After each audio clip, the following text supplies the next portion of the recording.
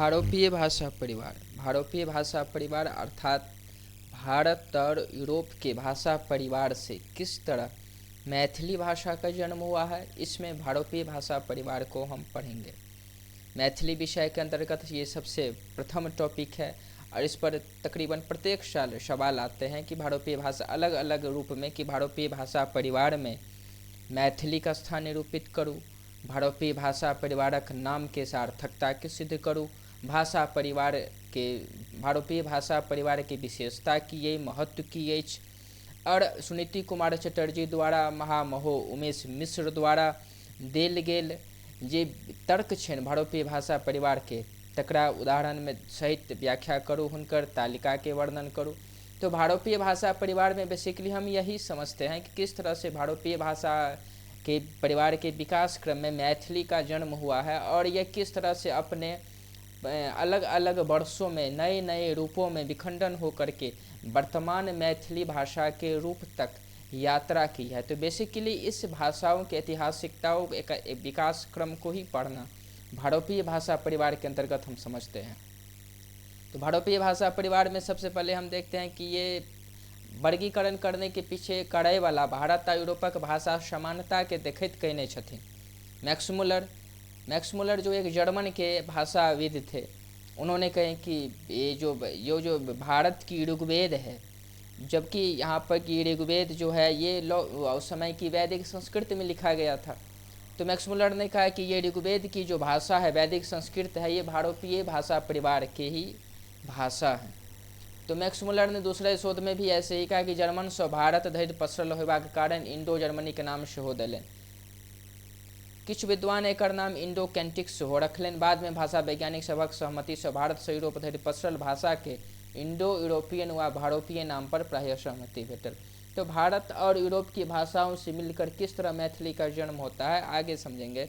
कि भारतीय भाषा परिवार से तात्पर्य क्या है, इस भाषा परिवार से तात्पर्य है कि किस तरह से भारत की वर्तमान भाषा और उस यूरोप की भाषाओं में किस तरह से समानता पाया जाता है, जिससे यह सिद्ध होता है कि मैथिली भारतीय भाषा परिवार का ही अंग है। तो इसलिए ध्वनि साम्यता, अक्षर साम्यता, उच्चारण और व्याकरण इन सब के मिलते जुलते स्वरूप के कारण ध्वनि साम्यता अर्थात सुनने में जो समान लग रहे हो, अक्षर समानता लिखने में जो समान लग रहे हो, उच्चारण बोलने में जो समानता और व्याकरण, हर एक भाषा की अपनी व्याकरण होती है। तो व्याकरण में जो समानता है वह यूरोपियन भाषा में भी और भारतीय भाषाओं में भी समानता दिखता है। इससे लग रहा है कि मैथिली का जन्म भारतीय भाषा परिवार से हुआ। अब ऐसा नहीं है कि विश्व में सिर्फ भारतीय भाषा परिवार ही है, विश्व में 16 से 20 तरह की भाषा परिवार का अस्तित्व पाया जाता है।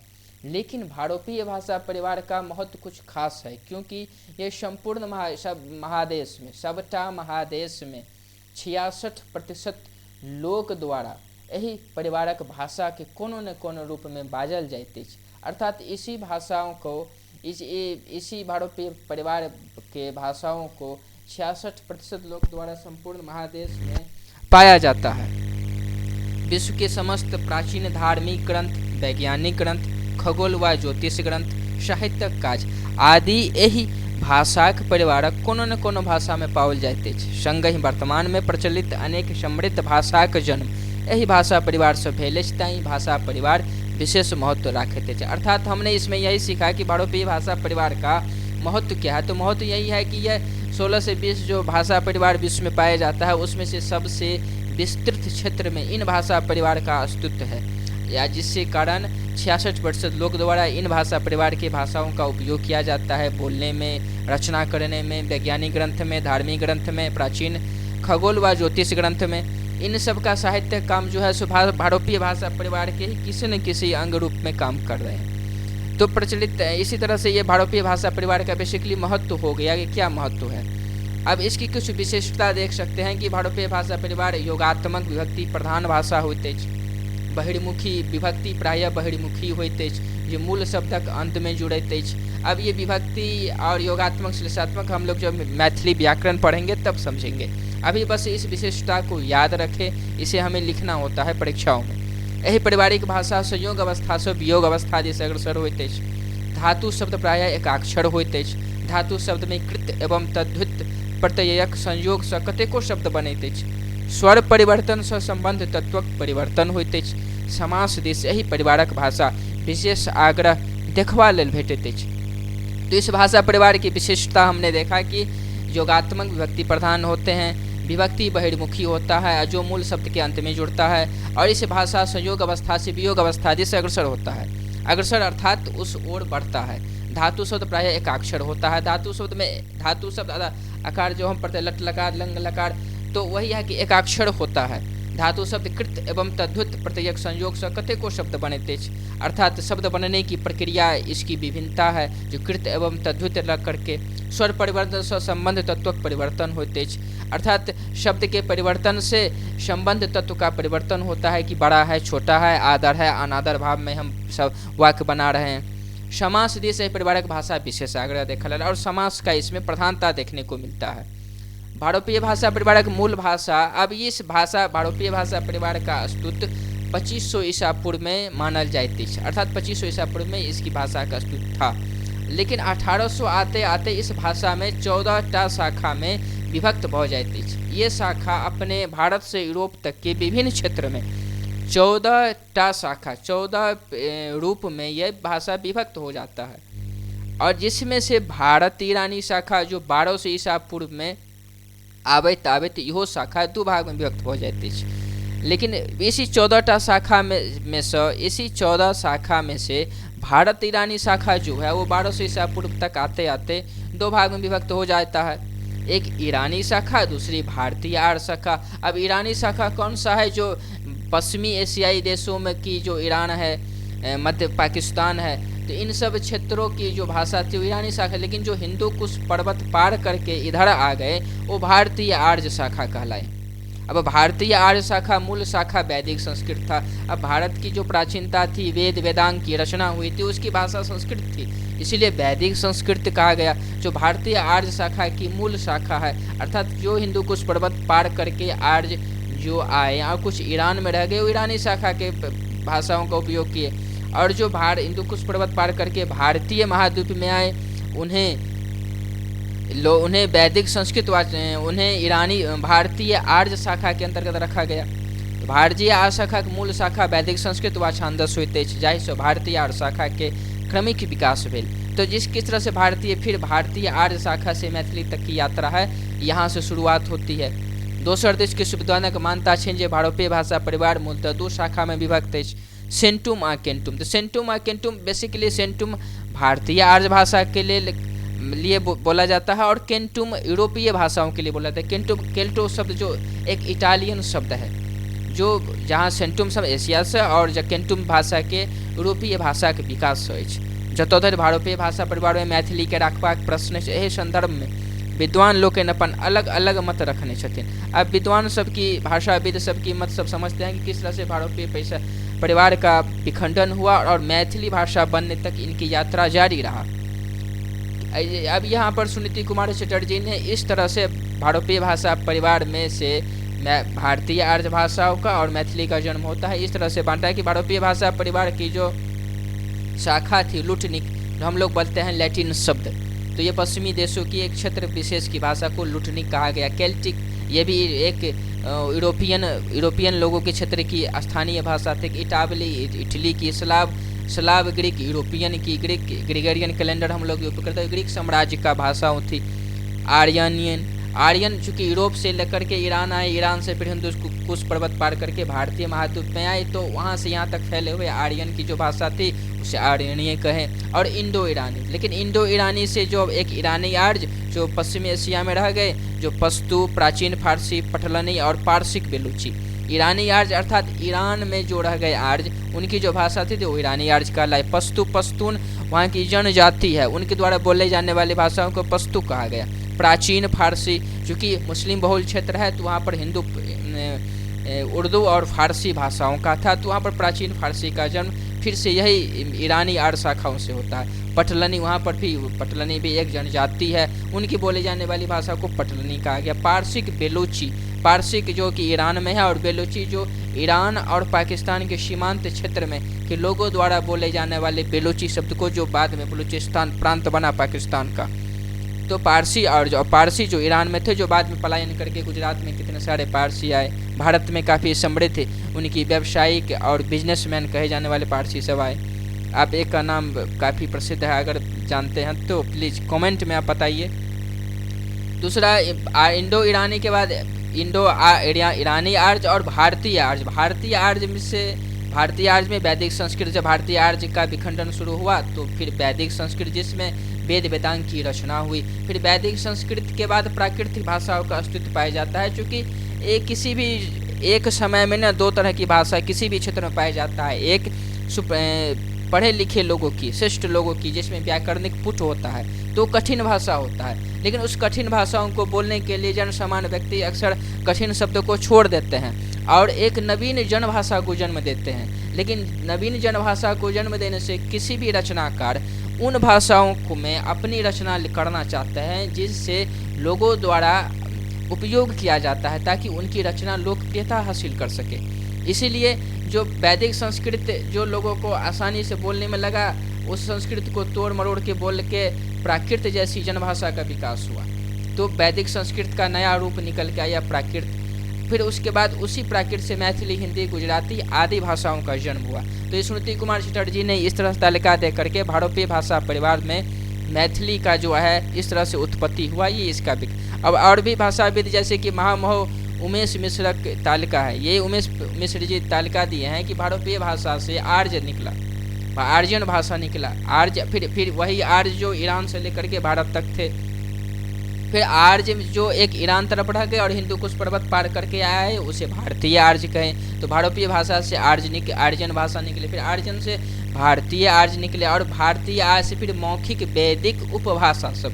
अब मौखिक वैदिक उपभाषा सब वो हुआ वैदिक भाषा जो संस्कृत थे, और जो लोग द्वारा बोले जाने वाले भाषा थे उसे लौकिक मौखिक अर्थात बोलचाल में उपयोग होने वाले मौखिक वैदिक उपभाषा सब को मतलब एक समूह है ये, जिसमें कि आमजन के द्वारा भी भाषा है और विद्वत जन के द्वारा उपयोग किए जाने वाले भाषा है, इसलिए मौखिक वैदिक उपभाषा सब।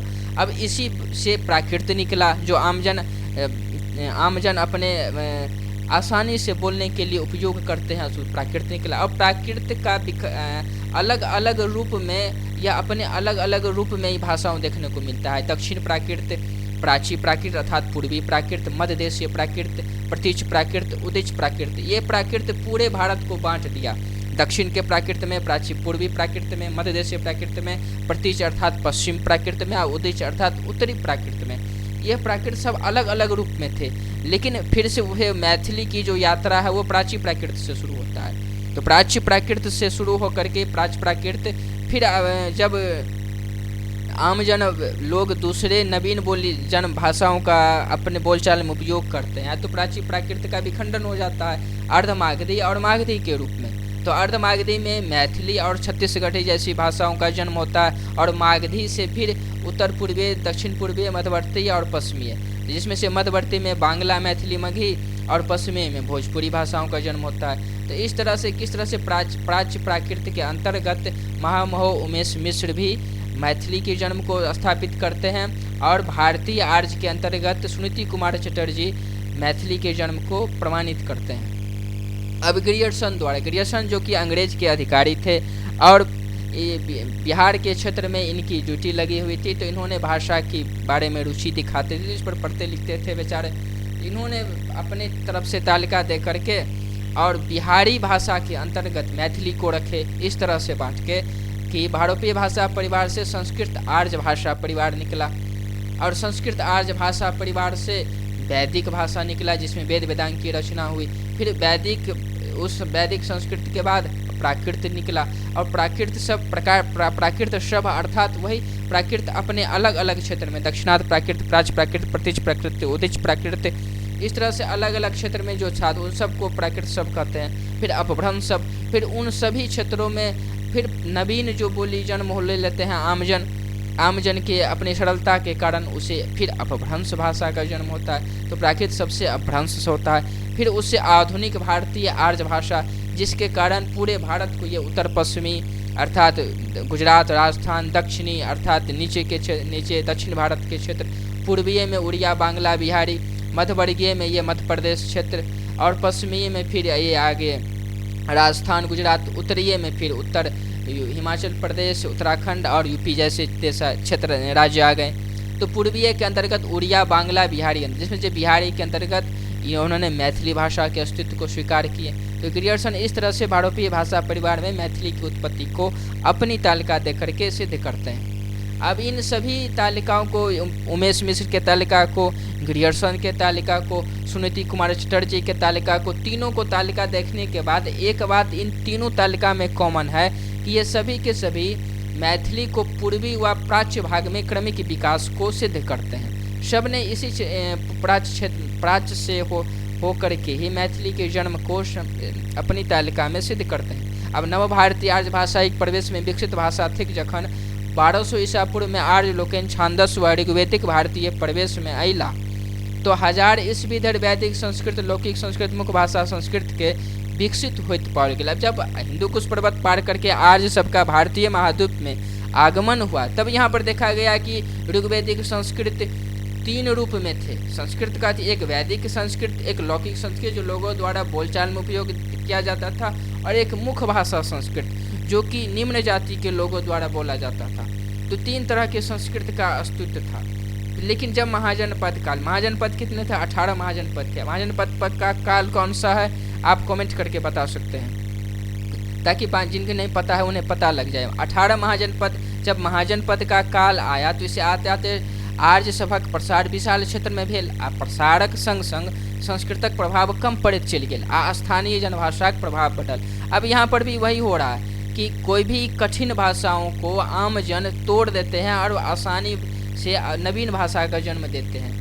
तो संस्कृत का प्रभाव क्लिष्ट था तो कम पड़ता चला गया और स्थानीय जनभाषा का प्रभाव बढ़ता चला गया, क्योंकि विद्वत जनों को भी स्थानीय जनभाषा का सहारा लेकर के ही अपनी रचनाओं को लोकप्रियता हासिल करने का माध्यम बनाना पड़ता है। इसीलिए यहाँ पर संस्कृत का प्रभाव कम पड़ता चला गया और स्थानीय जनभाषा का प्रभाव बढ़ता चला गया, जिससे नवीन नवीन भाषाओं का जन्म हम लोग देखते हैं आगे।